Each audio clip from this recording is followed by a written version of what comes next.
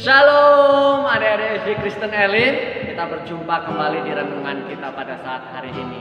Sebelum kita membaca dan merenungkan kebenaran firman Tuhan, kita sama-sama menyanyikan pujian Ku telah mati dan tinggalkan. Ku telah mati dan tinggalkan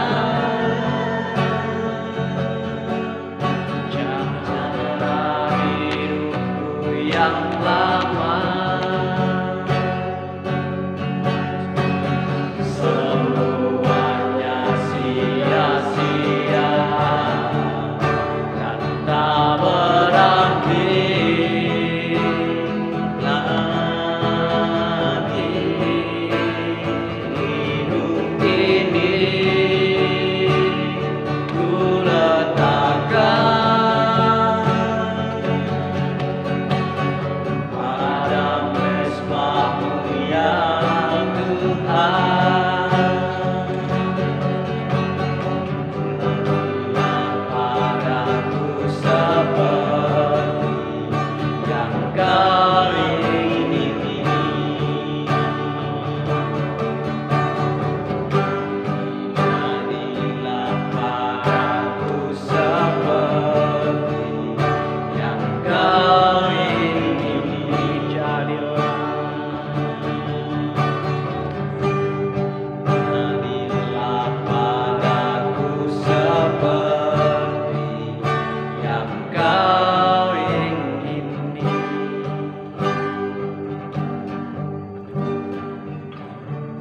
Terima kasih Tuhan, kami sangat mengucap syukur pada saat hari ini kami dipertemukan kembali untuk membaca dan merenungkan kebenaran firman-Mu Tuhan.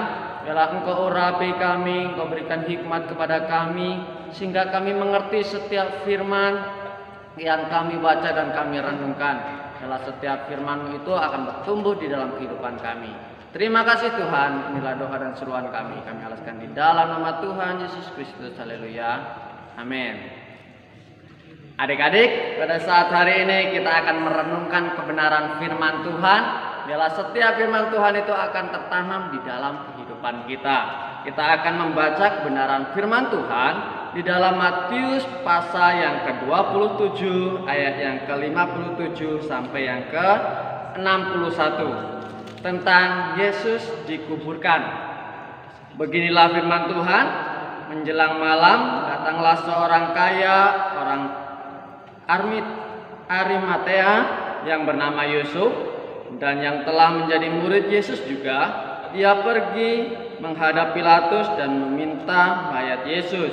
Pilatus memerintahkan untuk menyerahkan kepadanya, dan Yusuf pun mengambil mayat itu, mengapaninya dengan kain lenan yang putih bersih, lalu membaringkannya di dalam kuburnya yang baru yang digalinya di dalam bukit batu.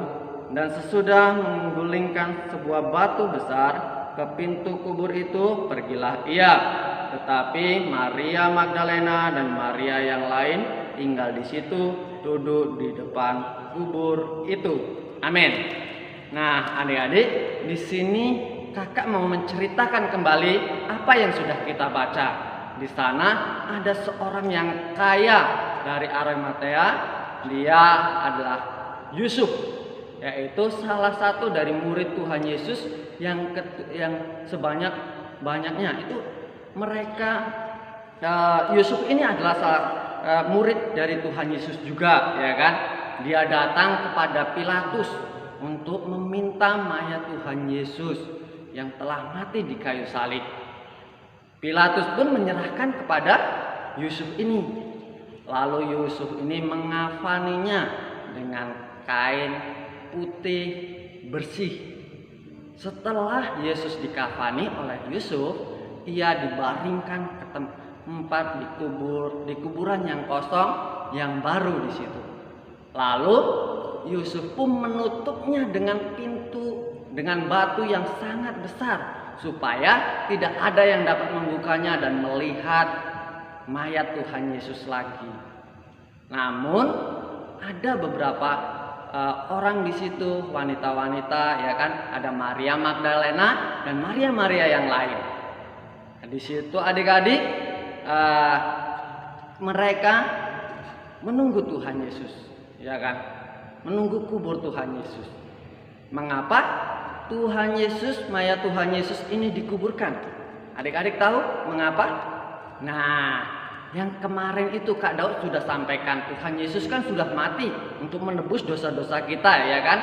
Ingat, Yesus dia mati di kayu salib itu menggantikan setiap kehidupan kita, menggantikan setiap dosa-dosa kita. Yesus telah menyelesaikan setiap dosa supaya kita dan hubungan kita dengan Allah itu dipersatukan kembali. Ingat, dikuburkan di sini maksudnya bahwa Yesus mau setiap kehidupan kita, masa lalu kita itu dikubur dalam-dalam supaya kita tidak dapat melihat kembali atau mengingat kembali, bahkan melihat kembali. Terlebih-lebih kita melakukan kesalahan itu lagi, itu kita jangan lakukan lagi. Nah, itu maksud dari mengapa semuanya itu dikuburkan, dosa-dosa itu dikuburkan, agar kita tidak mengingatkannya kembali dan tidak melakukannya lagi.